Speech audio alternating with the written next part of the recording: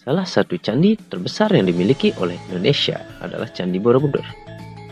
Megahnya Candi Borobudur tak lepas dari kehebatan Indonesia di masa lampau. Di video kali ini, cerita unik akan mengulas sejarah singkat Candi Borobudur. Namun sebelum lanjut, dukung channel ini dengan cara like, share, dan subscribe supaya terus bisa menyajikan video-video yang menarik. Oke, lanjut.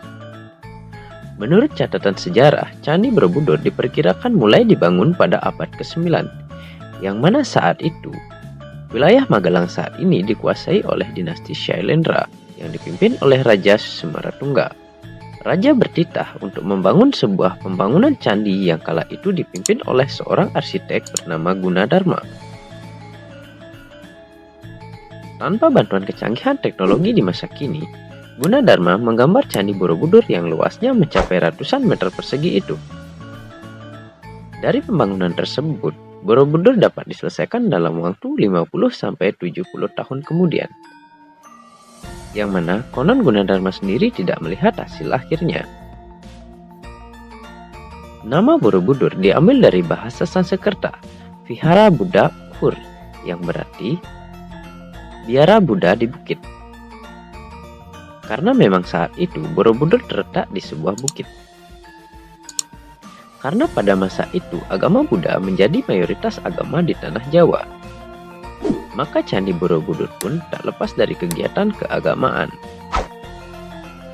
Candi Borobudur terletak di pusat kegiatan keagamaan terbesar baik di tanah air maupun dari berbagai kerajaan di sekitar Nusantara.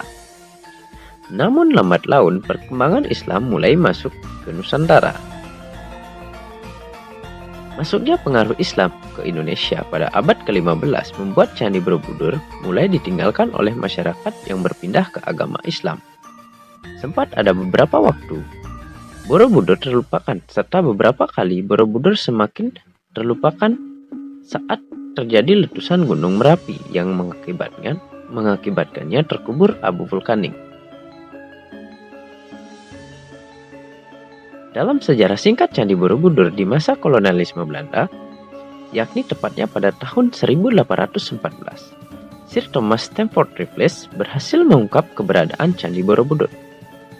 Raffles mendapat informasi bahwa ada sebuah bangunan besar yang tertimbun abu vulkanik di Jawa. Terhitung, Borobudur terlupakan hingga 10 abad lamanya hingga ditemukan oleh Raffles. Kondisi dari Borobudur yang sempat terlupakan saat itu tak hanya tertimbun abu vulkanik saja, namun juga dipenuhi dengan semak belukar, sehingga tidak terlihat bentuk dan rupanya, yakni berantakan dan terpendam sebagian.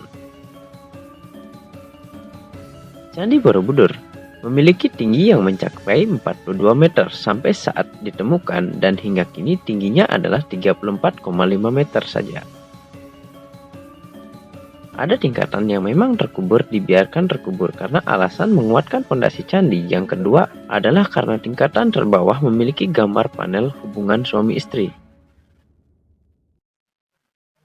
Hingga pada akhirnya ditemukan dan dilakukan pemugaran serta sebagian usaha rekonstruksi candi yang mulai sejak saat penjajahan Inggris dan juga Belanda. Pemugaran semenjak Indonesia merdeka pun terhitung dalam sejarah singkat Candi Borobudur, baik dari usaha dalam negeri hingga dari berbagai belahan dunia. Meskipun kini Candi Borobudur tidak lagi masuk dalam 7 keajaiban dunia, namun Borobudur tetap masuk dalam situs warisan dunia oleh UNESCO pada tahun 1991 setelah restorasi panjang terhadap candi Buddha terbesar di dunia ini.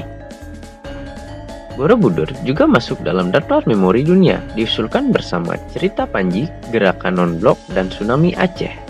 Sedangkan 4 dokumen yang telah masuk dalam daftar memori dunia UNESCO dari Indonesia adalah Ilaguligo dari Sulawesi, Negara Kertagama, Babat Diponegoro, serta Konferensi Asia Afrika, menunjukkan betapa kayanya sejarah budaya Indonesia pada dunia.